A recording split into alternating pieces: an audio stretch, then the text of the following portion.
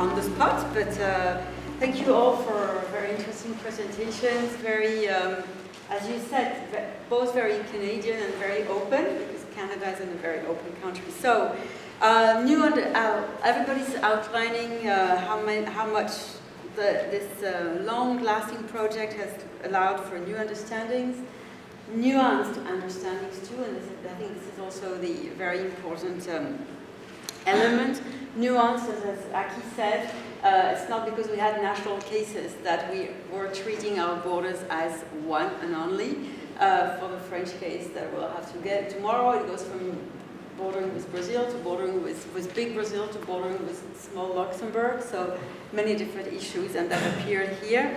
I was very also impressed by the fact that all of you mentioned that one of the original objectives that Emmanuel had set for the project, which was to build up teams, worked pretty well in all of your cases, bringing together scholars that may not have been used to working together and now are doing so at the regional, international, and international level, but all stemming up from Canada.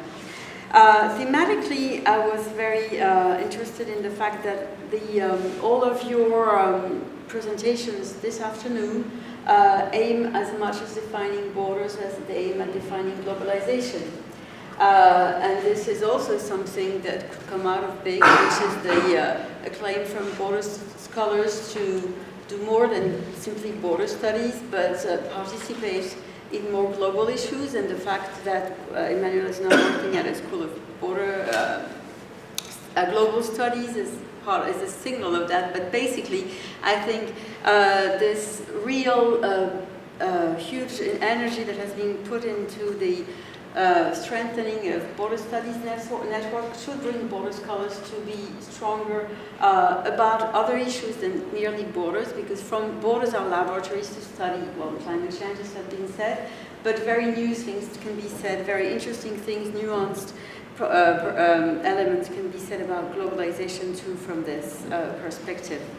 Also, out of all of your presentations, I was interested by the fact that in many ways all of your border analysis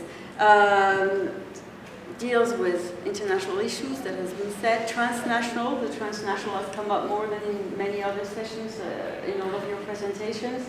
The transnational being territorial or aterritorial, and the transnational coming up, as many of you also said, linking up the formal and the informal aspects of the borders.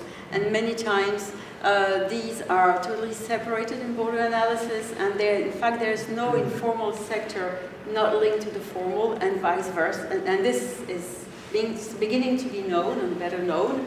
And somehow there's also no formal sector not linked to the informal sector, and in the security domain, for example, it's very strong in security and safety issues.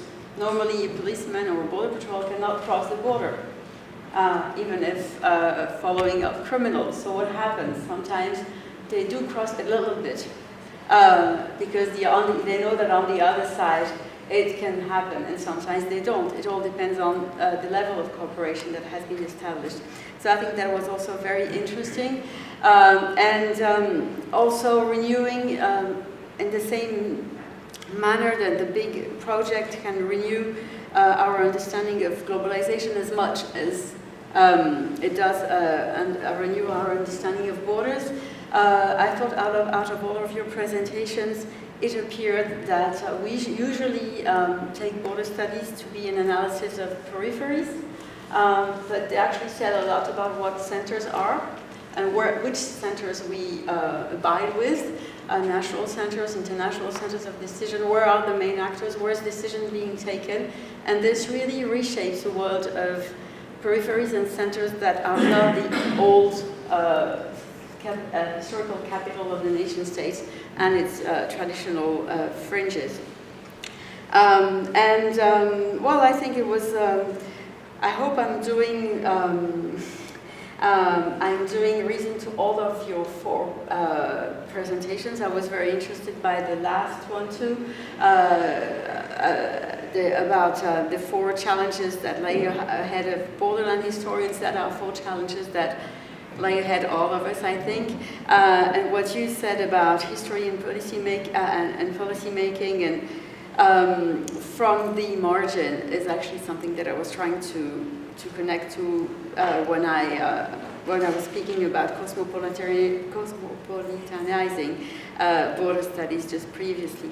Maybe I will end up with a question, because one of the purposes of BIG was to link academy with policy, and you all mentioned that you've been going to the policymakers, you've been organizing the forums. What do you think their feedback would be? Do you think, I don't have any illusion on the fact that our research is really useful, as many people think it could be. But have you had any opportunity to have a feedback from the policymakers on your exchanges? And how does the big project, how does the big project change your relationship to policymakers, or has it? That would be just my last question for the 4 of you. Thank you very much.